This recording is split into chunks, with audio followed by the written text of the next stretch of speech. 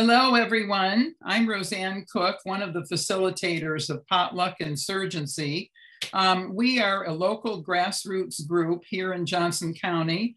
We got started in January of 2017, and since then we've been meeting almost monthly, often at a house party, to connect Democrats with candidates and issues. We've done many meet and greets for candidates, fundraisers. We've had many speakers on issues and have just really done as much as we can to build awareness around issues and to help elect Democrats. This presentation tonight is about gun safety, and in particular about public measure number 1. Ballot measure, it'll be on our ballot this fall, on the back of the ballot as a proposed amendment to the Iowa Constitution. And we would like to do everything we can to ensure that voters are well educated about the content and the import of this particular amendment so that they are prepared to vote on it. So tonight we've invited Temple Hyatt to do this presentation. She is a longtime gun violence prevention advocate and activist, a veteran of the first Gulf War and a resident of Iowa for over 40 years. Temple's personal experience of gun suicide by a member of her family informs her understanding of the sensible steps that we can take to prevent gun violence. So I'd very much like to welcome Temple and thank her for doing this presentation this evening. Temple? Thank you, Roseanne. As you mentioned, in November of 2022, Iowans will vote on a proposed amendment to the Iowa Constitution for the first time since 2010. Supporters call this amendment the Right to Firearms Amendment and describe it as the addition of the Second Amendment to Iowa's Constitution. In this presentation, you will learn why this description is misleading. Many public safety interest groups are recommending the public vote no. These groups represent public health, gun safety, gun violence prevention, domestic violence intervention, and religious groups. The content you're going to hear today has been created by volunteers in the gun violence prevention movement. While we did get some input from those in the legal profession, we are not lawyers. If you have questions about the gun violence statistics and methodology, please visit everystat.org. Today, we'll take a look at gun violence in Iowa, along with the legislative changes over the last 5 years that have weakened Iowa's gun safety laws. Then we'll review the ballot measure language and its potential impact based on what we've seen happen in the 3 other states that currently have a similar version of this amendment.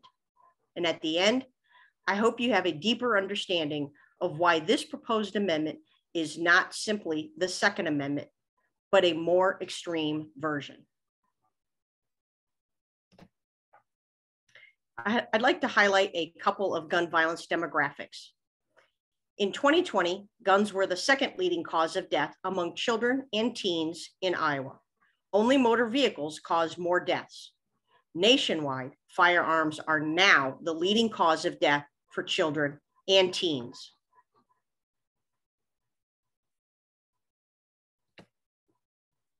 Black people are disproportionately impacted by gun violence here in Iowa and are 16 times more likely than white people to die by gun homicide. Black children and teens are 6 times more likely than their white peers to die by guns.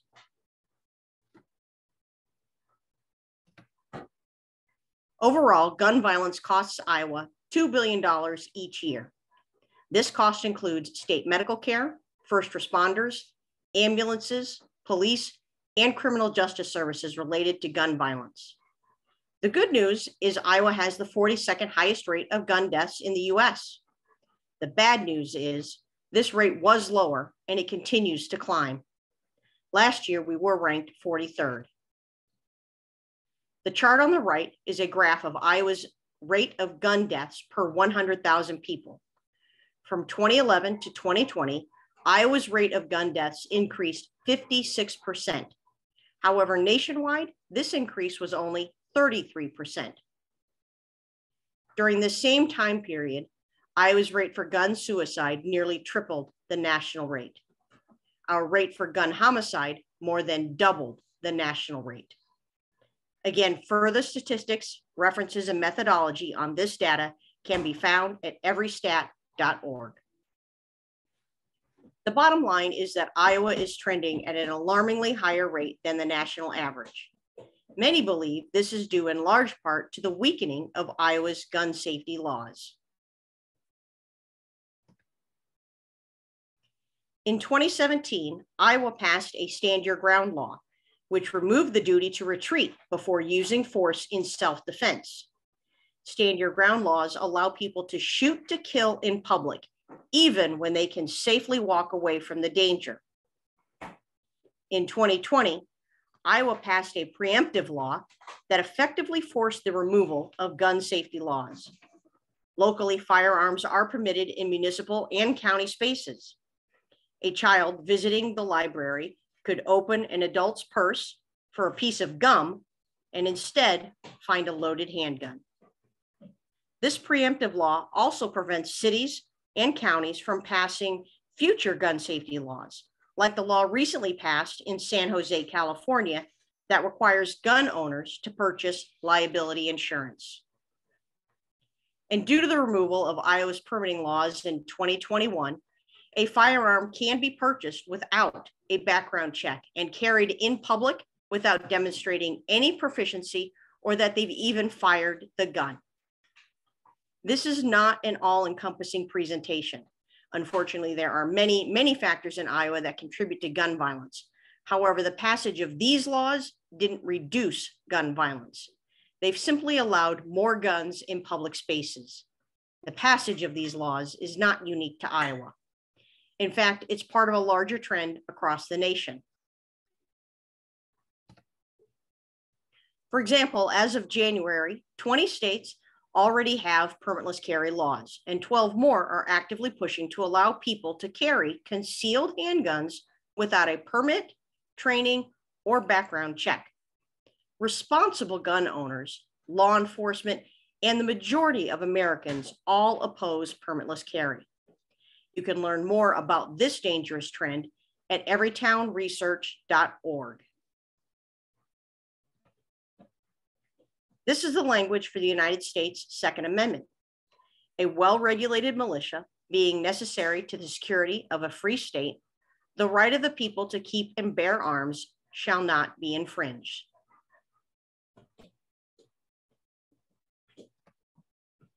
In order to place a proposed amendment to the Iowa Constitution on the ballot, it must pass 2 successive General Assemblies. Let's take a closer look at the actual language that was passed. The ballot will read, "The right of the people to keep and bear arms shall not be infringed. The sovereign state of Iowa affirms and recognizes this right to be a fundamental individual right. Any and all restrictions of this right shall be subject to strict scrutiny." This is not the Second Amendment. The addition of this phrase, "any and all restrictions of this right shall be subject to strict scrutiny," is not in the US Constitution. Strict scrutiny is what makes this proposed amendment very different and very extreme. So what is strict scrutiny and how will it potentially change things? Very simply, strict scrutiny is a legal test. It is the highest level of scrutiny a court can use to decide whether a law is unconstitutional. Under this amendment, judges would be forced to use an unusually stringent standard of review when considering legal challenges to any restrictive gun law. University of Iowa law professor Todd Pettis said strict scrutiny is a common constitutional standard of review to determine if individual rights are being violated. When a court applies strict scrutiny, the courts are demanding a compelling justification for interfering with these individual rights. Iowa Senator Julian Garrett believes, despite current federal law, some judges have ruled in his view against that right. He said this proposed amendment protects that right even further because we've learned over the years that not all judges respect the intent of the people that wrote the Second Amendment.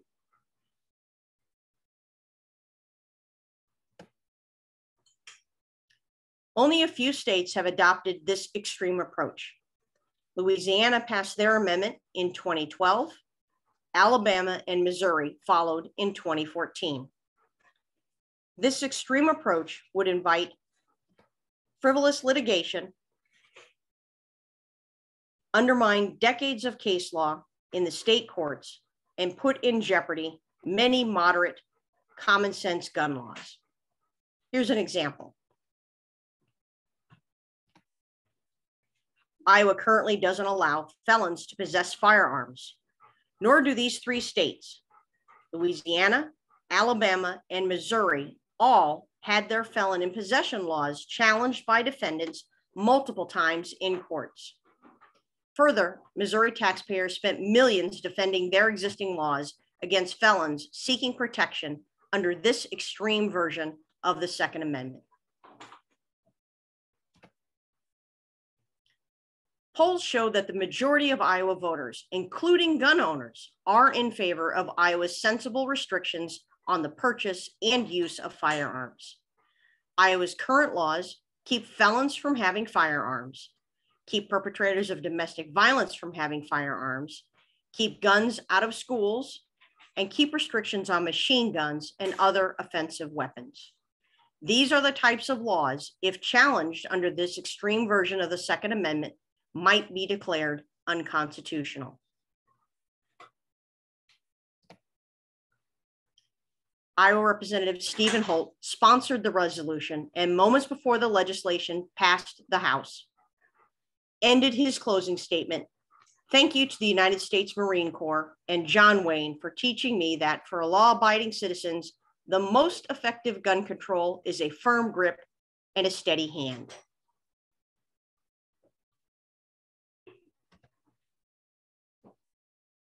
Again, under this proposed amendment, judges would be forced to use an unusually narrow standard of review when considering legal challenges to any gun safety law.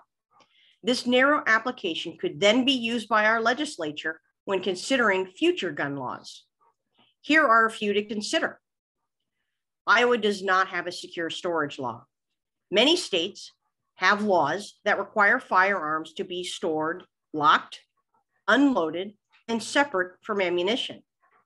Massachusetts has one, and they are ranked 51st with one of the lowest rates of gun deaths in the US. Iowa does not have a red flag law. Red flag laws allow loved ones or law enforcement to intervene by petitioning a court for an order to temporarily prevent someone in crisis from accessing guns. These laws are effective because when a person is in crisis and considering harming themselves or others, family members and law enforcement are often the first people to see the warning signs. And Iowa no longer requires permitting. However, nearly 70% of Iowans, including gun owners, supported Iowa's permitting law. If we're ever in a position to reinstate a permitting law or consider other gun safety laws, it's quite possible they would be declared unconstitutional under this amendment. And that's the point. The point of this is to restrict future gun control bills. This is from Iowa State Senator Jason Schultz, who supports the ballot measure.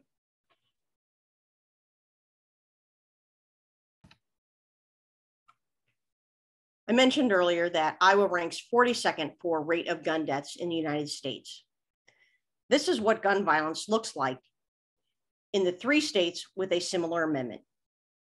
According to everystat.org, Missouri has the 5th highest rate of gun deaths in the US. Louisiana has the 3rd highest rate, and Alabama has the 4th highest rate. This includes all gun deaths: homicide, suicide, unintentional shootings, police shootings, along with undetermined deaths. A recent CNN article reported on a study that found that there is a direct correlation in states with weaker gun laws and higher rates of gun deaths.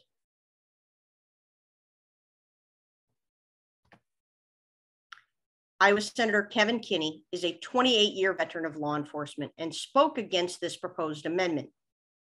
Not many of you have ever had to sit and look down the barrel of a gun. I have on a number of occasions. When you are placing strict scrutiny into the Constitution, you're going to be diminishing our laws that are on the books. To me, this is going to make law enforcement more dangerous. Let's look at the other groups that lobbied against the passage of this proposed amendment. As I mentioned in the beginning, voting no on this extreme version of the Second Amendment aligns you with this broad group that lobbied against the proposed ballot measure. These groups represent gun safety, gun violence prevention, public safety, public health, women's health and safety, religious faiths, and the League of Women Voters of Iowa.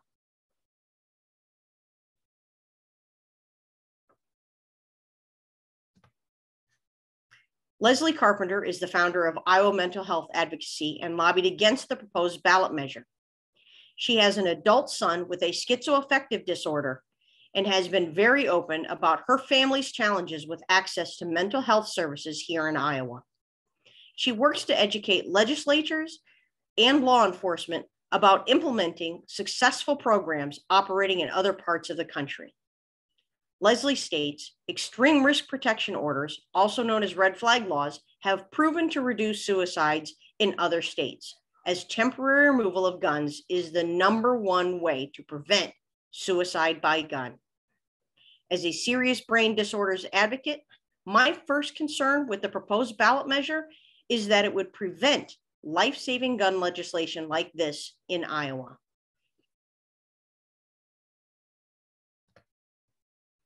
Connie Ryan is the executive director of the Interfaith Alliance of Iowa, another organization that lobbied against the proposed amendment. It goes far beyond what the Second Amendment does. It really would do great potential damage to the laws that we have in this state that responsible gun owners want to have to keep that balance of rights and public health and safety.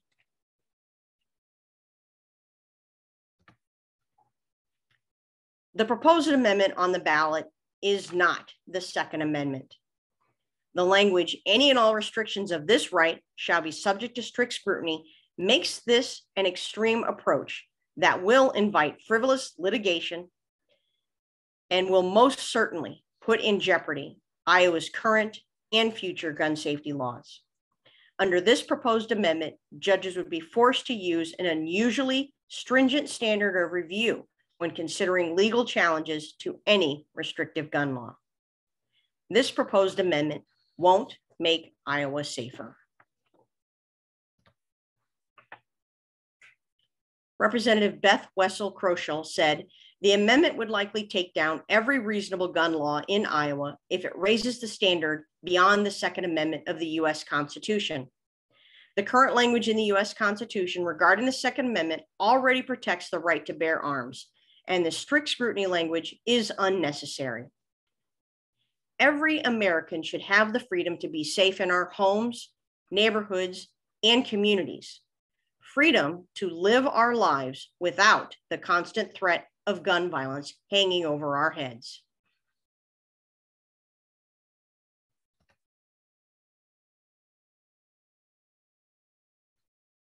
When you hear news outlets reporting the ballot measure as just the Second Amendment, please correct them. Strict scrutiny isn't in the US Constitution, and it goes beyond the Second Amendment. Make sure they are reporting on the impact this extreme approach will have on current and future gun safety laws.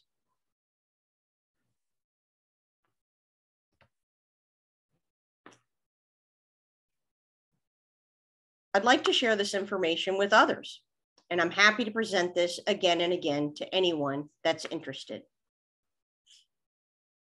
You can educate friends, family, neighbors, coworkers, share this with church groups, civic groups, any groups that participate in canvassing and phone banking efforts.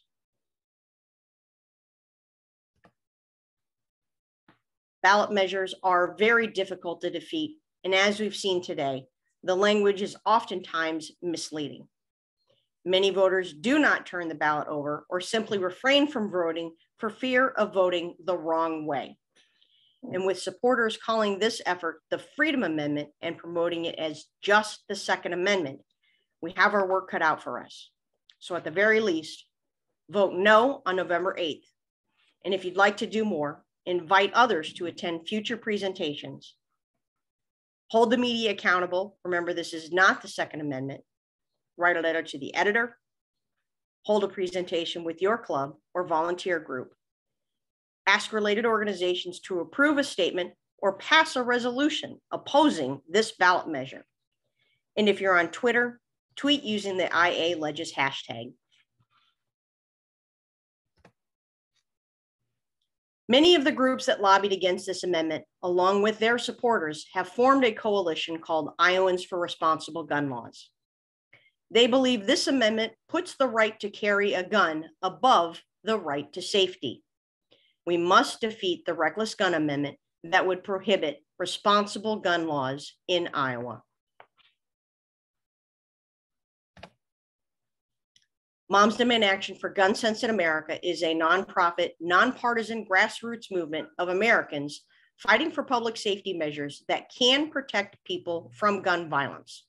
There are several communities here in Iowa that have active groups, and you can text Iowa to 64433 to sign a petition opposing Public Measure 1.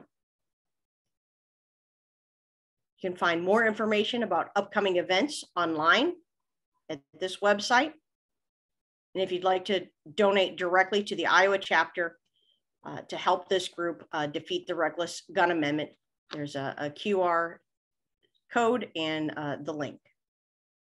So thank you for your time today in listening to this presentation and learning more about Public Measure 1.